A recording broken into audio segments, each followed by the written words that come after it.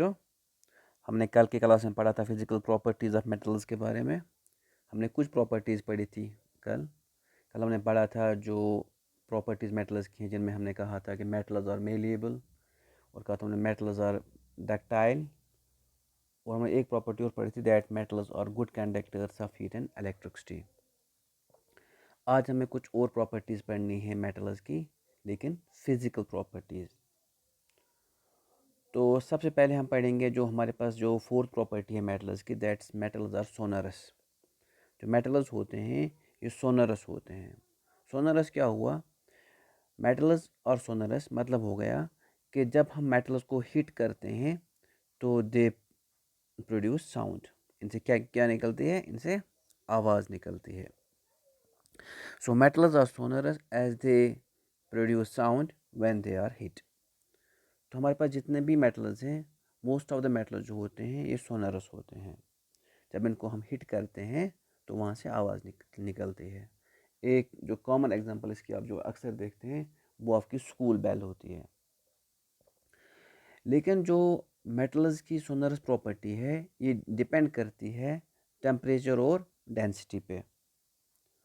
तो जैसे जैसे टेम्परेचर किसी भी ऑब्जेक्ट का राइज होता है, बढ़ता है, इंक्रीज़ होता है, तो जो इसकी ये सोनरस प्रॉपर्टी है ये भी इंक्रीज़ होती है। तो मतलब है उससे ज़्यादा आवाज़ निकलती है।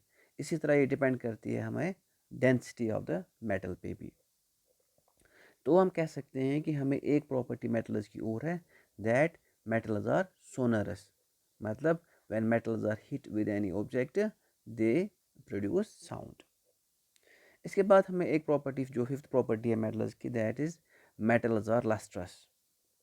लस्ट्रस क्या हुआ? Lustrous means metals are shiny. इनमें चमक होती है। Those metals which have shine as they can be polished.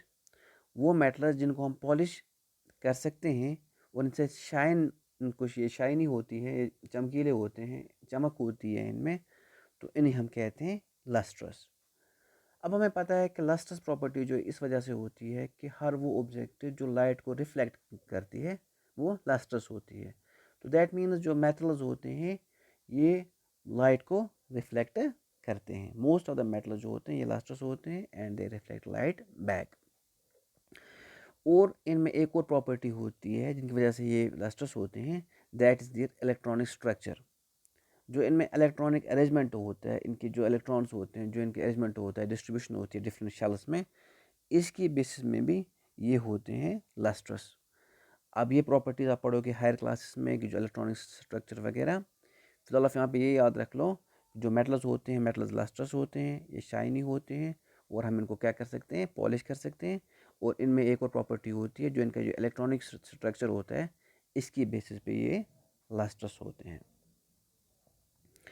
हमारे पास जो लस्ट्रस मेटल्स हैं इनमें हमारे पास पहले आता है गोल्ड, जो लस्ट्रस है, जो शाइनी होता है। सिल्वर है हमारे पास, कॉपर है, और हमारे पास प्लेटिनम है। हमारे पास ज्वेलरी जो बनी होती है ये गोल्ड की बनी होती है मोस्टली। तो आप देखिए कि वो कितनी शाइनी होती है। इसी तरह हमारे पास सिल्वर की भी होती है ज्वेलरी वगैरह। और हमारे पास मैक्सिमम जो हमारे पास होते हैं यूटेंसिल्स ये बने होते हैं कॉपर के। और हमारे पास यहाँ पे आप देखो, यहाँ जो फोक वगैरह दिया गया है ये बना होता है प्लेटिनम का। इसके बाद हमारे पास जो मेटल्स की एक और प्रॉपर्टी है, दैट्स हार्डनेस। मतलब जो मेटल्स होते हैं ये हार्ड होते हैं। Due to ductility and malleability properties, the metals are very strong, and some of the metals which have the properties of non-ductile and non-malleable are not at all strong. हमारे पास जो metals होते हैं, हमने कल पढ़ा था, मेटल्स जो होते हैं डक्टाइल होते हैं, that mean they can be drawn into wires. हमारे पास मेटल्स मेलिएबल होते हैं, मतलब दे can B beaten into thin sheets. तो हम कह सकते हैं जो मेटल्स होते हैं, मेटल्स क्या होते हैं? मेटल्स स्ट्रॉन्ग होते हैं, बहुत ज़्यादा स्ट्रॉन्ग होते हैं मेटल्स।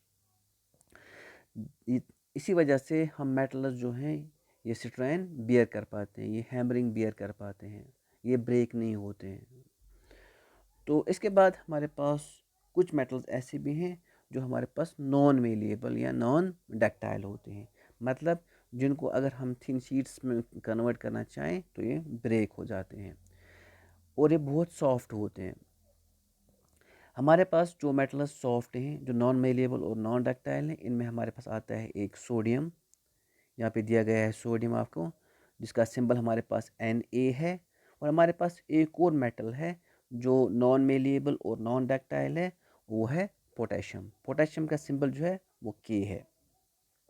तो ये वो दो मेटल्स हैं जो हमारे पास नॉन मेलेबल और नॉन डक्टाइल हैं। और ये वो मेटल्स हैं जो बहुत ज़्यादा सॉफ्ट होते हैं।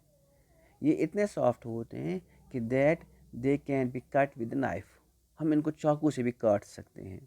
आप देखो जो मेटल्स होते हैं वो बहुत ज़्यादा हार्ड होते हैं, चाकू से काटने की बात ही नहीं है उनकी। लेकिन ये वो मेटल्स हैं जो इतने सॉफ्ट होते हैं जिनको हम चाकू से भी काट सकते हैं, जिनको हम चाकू से काट सकते हैं। इसके बाद प्यारे बच्चों, हमारे पास जो नेक्स्ट प्रॉपर्टी है मेटल्स की, जो मेटल्स होते हैं they are solid at room temperature. हमें पता है कि जो मैटर है ये एग्जिस्ट होता है मोस्टली 3 स्टेट्स में, सॉलिड, लिक्विड और गैस में। लेकिन जो हम मेटल्स की बात करें, चूँकि मेटल्स हार्ड एंड स्ट्रॉन्ग होते हैं, ये मेलेबल और डक्टाइल होते हैं, यही वजह है कि जो मेटल्स होते हैं they mostly exist in solid state. हमें पता है जो ऑब्जेक्ट सॉलिड स्टेट में होते हैं उनमें जो एटम्स होते हैं, मॉलिक्यूल्स होते हैं, they are very much close to each other.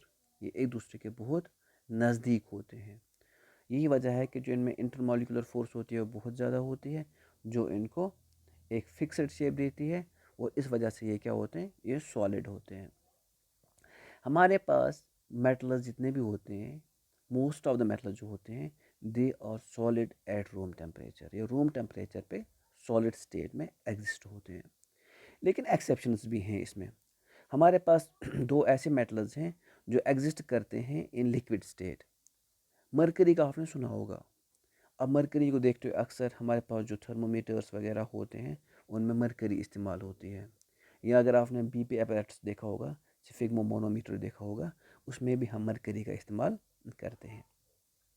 Mercury एक ऐसा मेटल है जो एग्जिस्ट करता है लिक्विड स्टेट में एट द रूम टेम्परेचर। हमारे पास एक और मेटल है दैट्स कॉल्ड जेलियम। जेलियम भी एग्जिस्ट करता है रूम टेम्परेचर पे इन लिक्विड स्टेट। जैसे कि यहाँ पे आप देखो प्यारे बच्चों, हमारे पास यहाँ पे इसमें जेलियम है और यहाँ पे हमारे पास ये थर्मोमीटर बना के है। थर्मोमीटर पे यहाँ में जो ये है दिस इज़ मरकरी। यहाँ पे मरकरी दिख रही है आपको।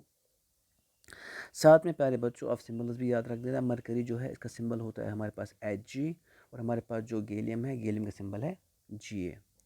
तो मैंने ये कहा आपसे कि जो मेटल्स होते हैं सॉलिड स्टेट में एट रूम टेम्परेचर।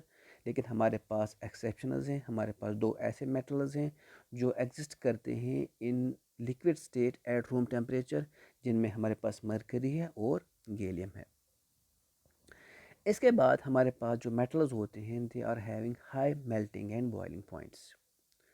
हमारे पास जितने भी मेटल्स हैं इनमें high melting and boiling points होता है। अभी मैंने आपसे कहा था कि जो मेटल्स होते हैं they exist in solid state, they are very hot. इनकी जो सॉलिड स्टेट है या हार्डनेस जो है इनकी, ये इस वजह से होती है कि इनमें जो मॉलिक्यूल्स होते हैं वो बहुत नज़दीक होते हैं एक दूसरे के, और जो इनमें इंटरमॉलिक्यूलर फोर्स होती है वो बहुत ज़्यादा होती है। अब हमें इस इंटरमॉलिक्यूलर फोर्स को ओवरकम करने के लिए, इसको ब्रेक करने के लिए हमें हीट ज़्यादा देनी पड़ती है, ताकि ये मॉलिक्यूल्स एक दूसरे के दूर दूर चले जाएं। लिक्विड्स में क्या होता है, लिक्विड्स में पता है हमें, लिक्विड्स में मॉलिक्यूल्स दूर दूर होते हैं एक दूसरे के। तो हमें इनमें सॉलिड स्टेट में जो हमारे पास जो मेटल्स होते हैं, इनको हमें जो मॉलिक्यूल्स को दूर करने के लिए हीट देनी पड़ती है। क्योंकि इनमें इंटरमॉलिक्यूलर फोर्स बहुत ज़्यादा होती है तो हमें बहुत ज़्यादा हीट देनी पड़ती है। यही वजह है कि जो हमारे पास मेटल्स होते हैं इनका जो मेल्टिंग पॉइंट होता है या बॉइलिंग पॉइंट होता है ये ज़्यादा होता है। लेकिन हमारे पास अभी जो मैंने कहा था, हमारे पास दो ऐसे मेटल्स हैं जो नॉन मेलेबल और नॉन डक्टाइल हैं, जिनमें सोडियम और पोटेशियम की बात मैंने की थी। तो ये दो वो मेटल्स हैं जिनका मेल्टिंग और बॉइलिंग पॉइंट ज़्यादा नहीं होता। और हमारे पास दो मेटल्स ऐसे मैंने भी कहे थे कि जो एग्जिस्ट करते हैं in liquid state eight room temperature, जिनमें मरकरी और गैलियम की बात है। तो ये वो मेटल्स हैं जिनकी मेल्टिंग और बॉइलिंग पॉइंट्स बहुत कम होते हैं। लेकिन इनको छोड़ के जितने भी मेटल्स हैं उनका जो मेल्टिंग और बॉइलिंग पॉइंट होता है वो बहुत ज़्यादा है। प्यारे बच्चों, कल हम पढ़ेंगे केमिकल प्रॉपर्टीज़ ऑफ मेटल्स की केमिकल प्रॉपर्टीज़। हमें कुछ रिएक्शंस पढ़नी है इसमें, जो आपको पढ़ोगे reaction of metals with oxygen, और कल हम पढ़ेंगे इंशाअल्लाह Rahman reaction of metals with water, और पढ़ेंगे reaction of metals with dilute acids, और हमें कल पढ़ना है reaction of metals with metals salt solution.